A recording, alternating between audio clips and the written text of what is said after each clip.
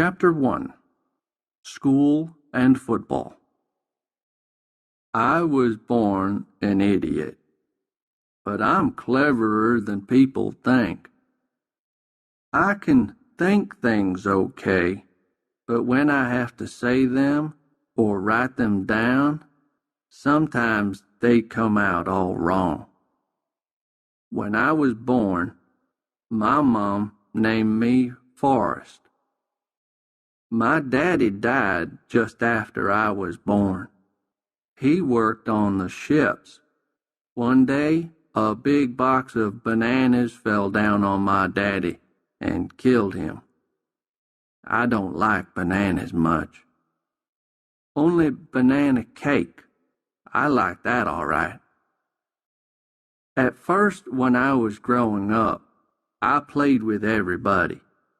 But then some boys hit me, and my mom didn't want me to play with them again. I tried to play with girls, but they all ran away from me. I went to an ordinary school for a year. Then the children started laughing and running away from me. But one girl, Jenny Curran, didn't run away, and sometimes she walked home with me. She was nice. Then they put me into another kind of school, and there were some strange boys there. Some couldn't eat or go to the toilet without help. I stayed in that school for 5 or 6 years, but when I was 13, I grew 6 inches in 6 months. And by the time I was 16, I was bigger and heavier than all the other boys in the school. One day I was walking home, and a car stopped next to me. The driver asked me my name, and I told him. "What school do you go to?" he asked. I told him about the idiot school. "Do you ever play football?" he asked. "No," I told him. "I see other people playing, but I don't play, and they never asked me to play with them." "Okay," the man said.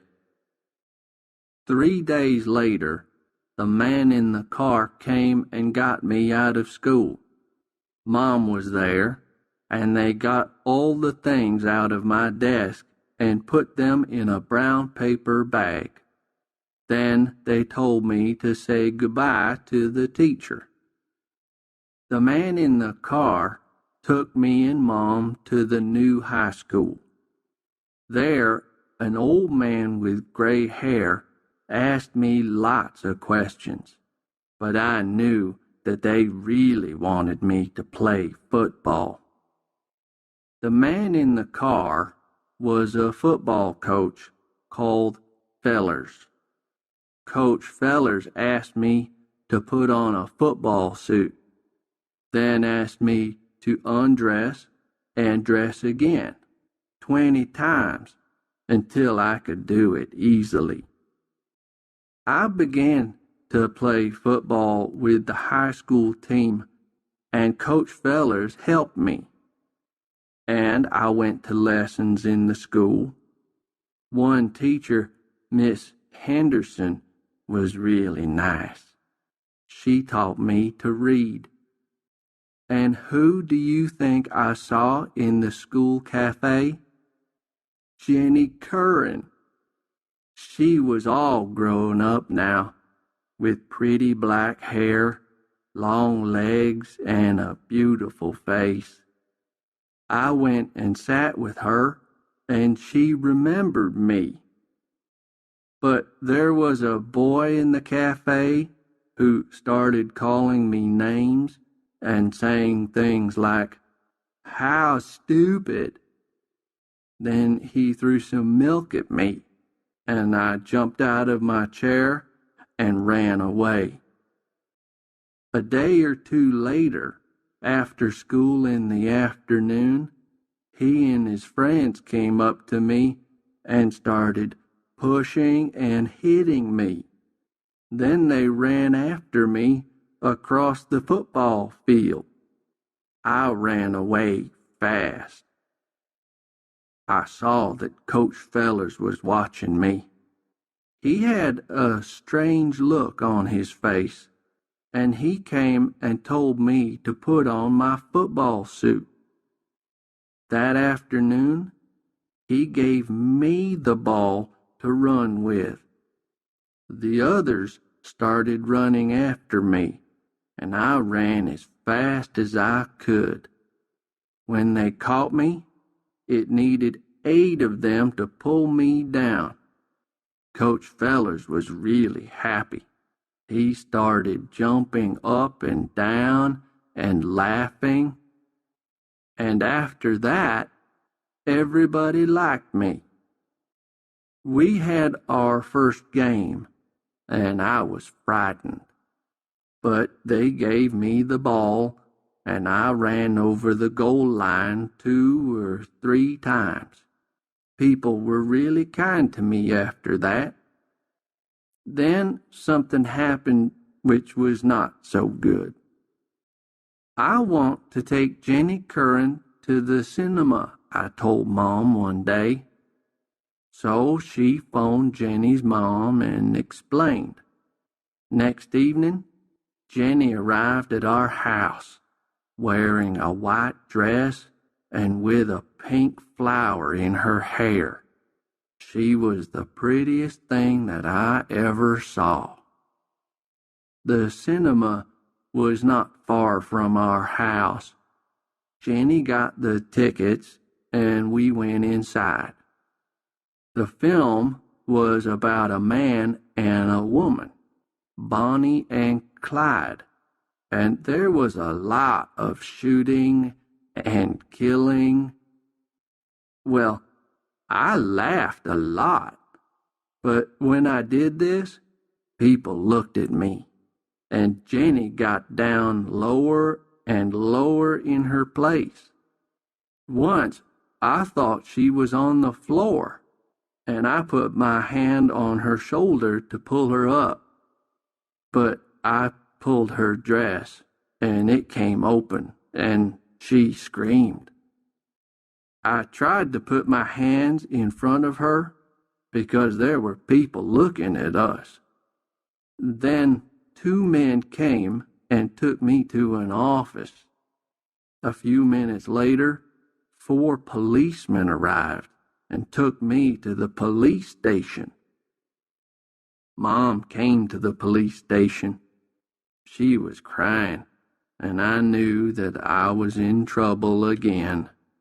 And I was in trouble. But I was lucky. Next day, a letter arrived from a university. It was good news.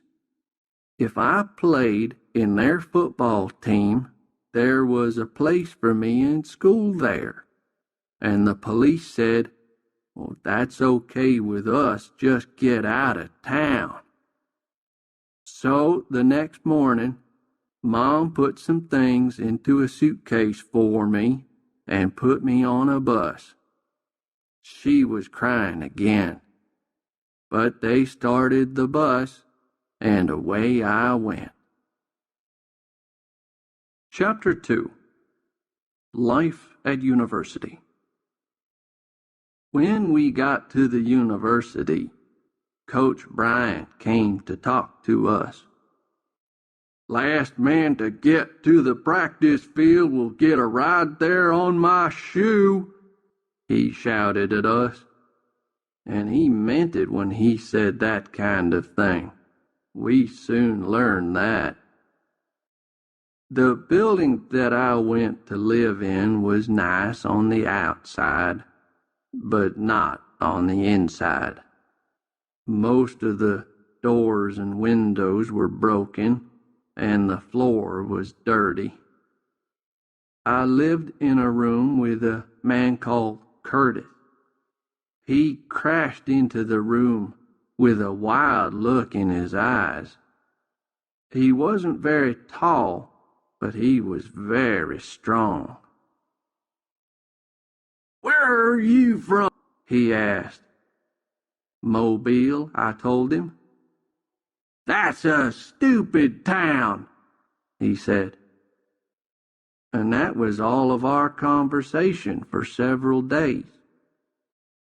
On the practice field, things didn't start very well. I got the ball, but I ran the wrong way with it, and everybody got angry and started shouting at me. But Coach Bryant called me across. "Just get in the line and start catching the ball," he told me. And then I told him something that he didn't want to hear. "They never taught me to catch a ball at high school," I said. "It was difficult enough for me just to remember where our goal line was." I don't think he was very pleased, but he started to teach me to catch. I wanted my mom, and I wanted to go home. I didn't like that place. And Curtis was always angry, and I couldn't understand him. He had a car, and sometimes he gave me a ride to the practice field.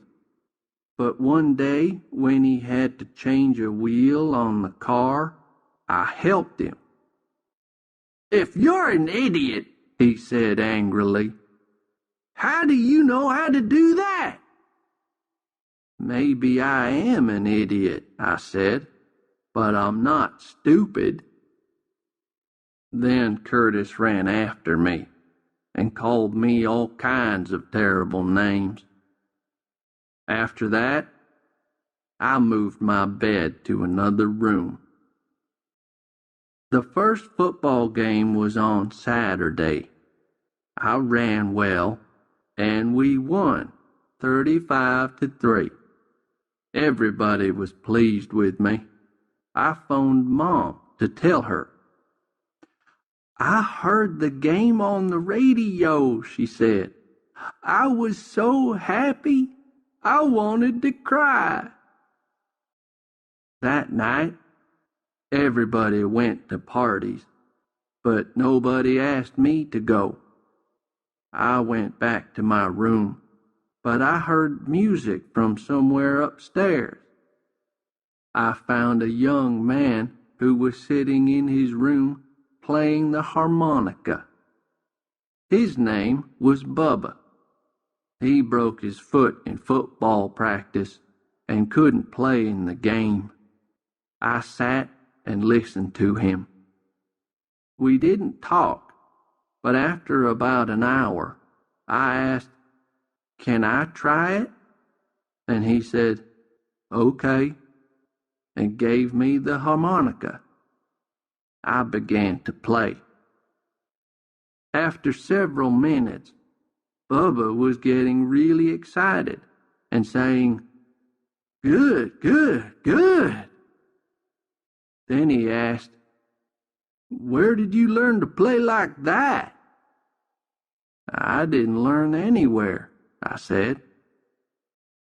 When it got late, he told me to take the harmonica with me, and I played it for a long time in my room. Next day, I took it back to Bubba. "Keep it," he said. "I've got another one." I was really happy, and I went and sat under a tree and played all day. It was late afternoon when I began to walk back to my room. Suddenly, I heard a voice shout, "Forrest!" I turned round and saw Jenny. She had a big smile on her face, and she held my hand. "I saw you play football yesterday," she said. "You were wonderful." She wasn't angry about the cinema, and she asked me to have a drink with her. "I'm taking lessons in music," and I want to be a singer," she told me. "I play in a little group. We're playing at the Student Center tomorrow night. Why don't you come and listen?" "Okay," I said. The big game. On Friday night, I went to the Student Center.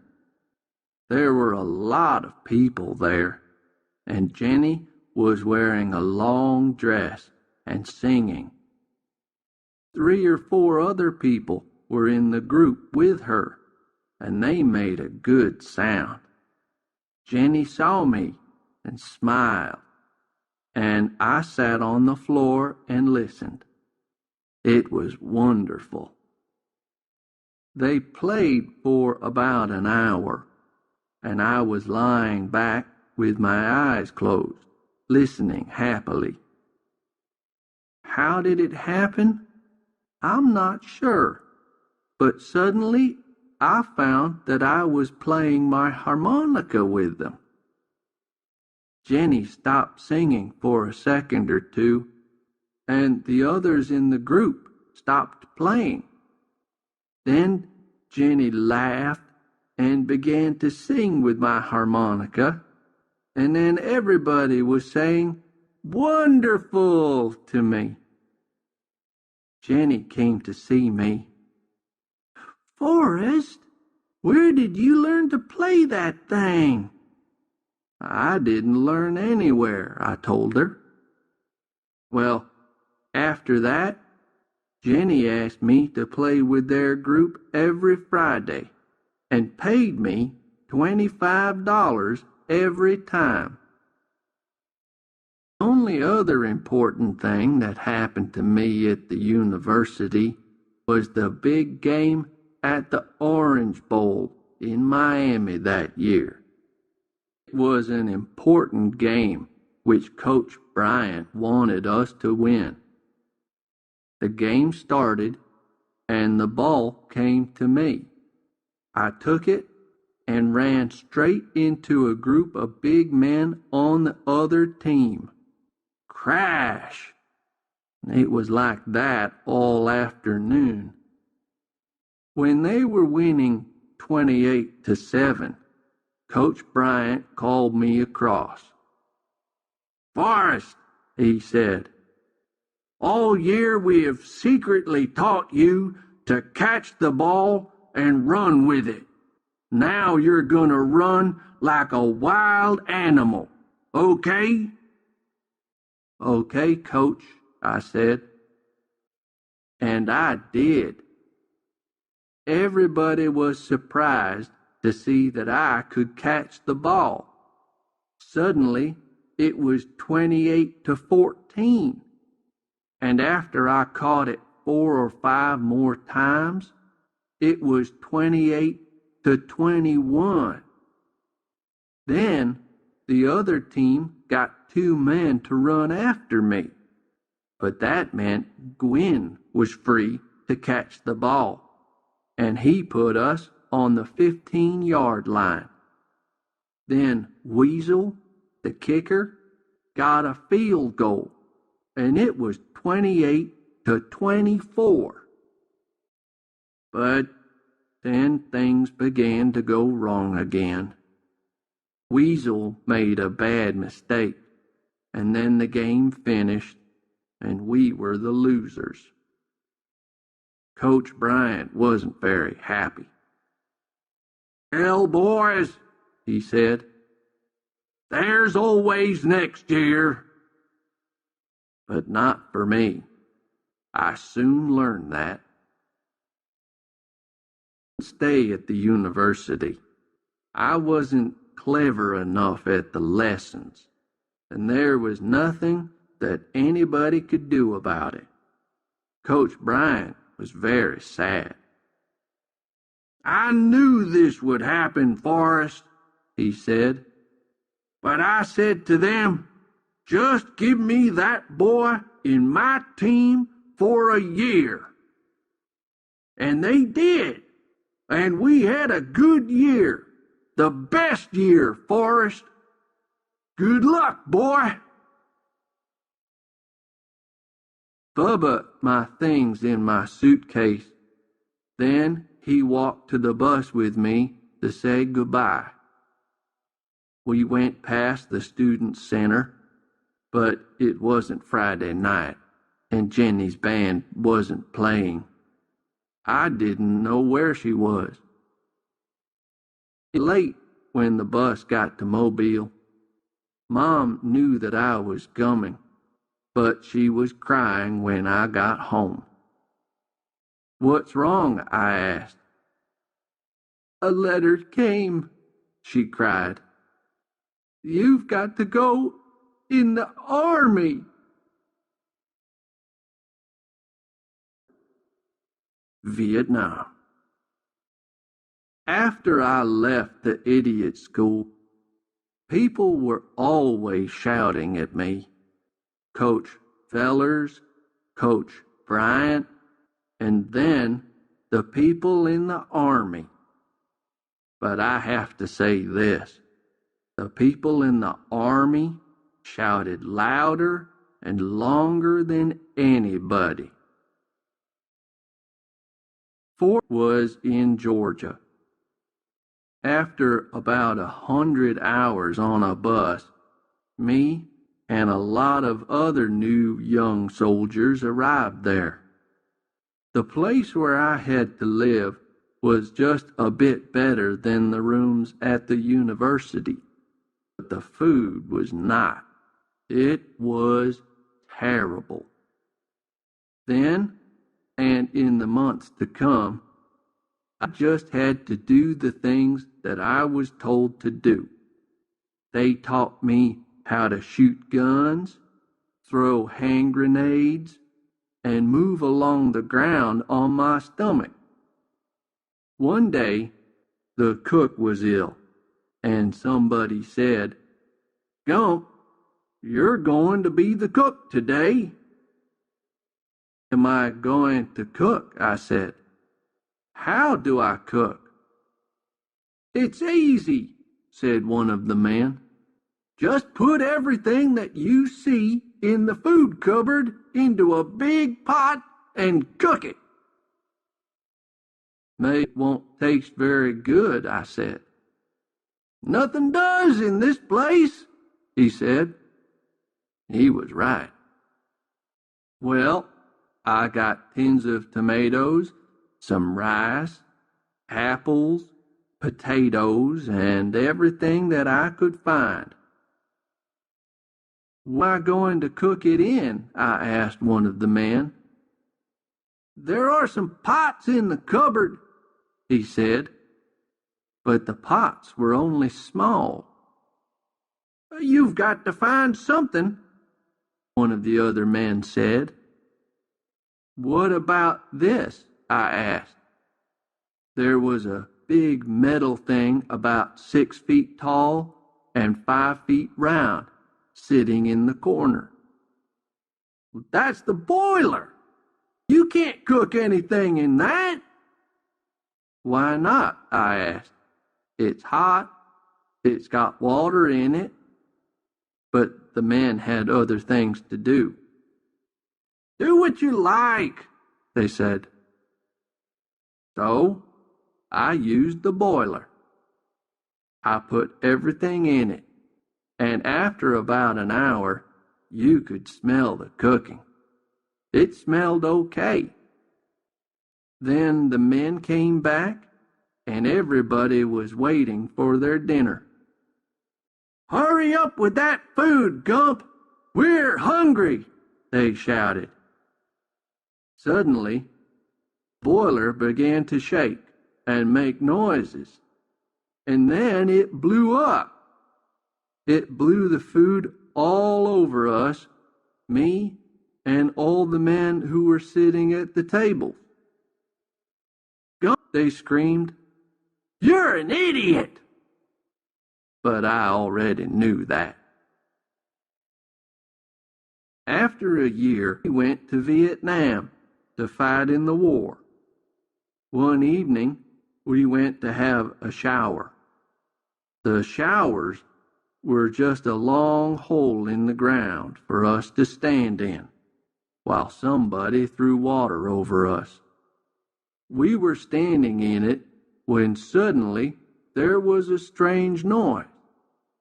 Then the ground began to blow up all round us. We threw ourselves onto the floor of the shower hole, and somebody started screaming. It was some of our men on the far side of the hole, and there was blood all over them. Then everything went quiet again, and after a minute or two, the rest of us climbed up out of the hole. The enemy soldiers tried to blow us up for the next 5 nights, and then it stopped. But it was time for us to move up north to help some of our other men in the jungle. We went in helicopters, and there was smoke coming up out of the jungle when we got there. The enemy started shooting at us before we got on the ground, and they blew up one of our helicopters. It was terrible. People on fire, and nothing that we could do. It was almost night before we found our other soldiers in the jungle. And who do you think one of them was? It was Bubba. Well, in between the shooting, Bubba told me about himself. His foot got too bad to play football, and he had to leave the university. But his foot wasn't too bad for the army to get him, and here he was. "What had Jenny Curran?" I asked. "She left school and went off with a group of people who were against the war," he said.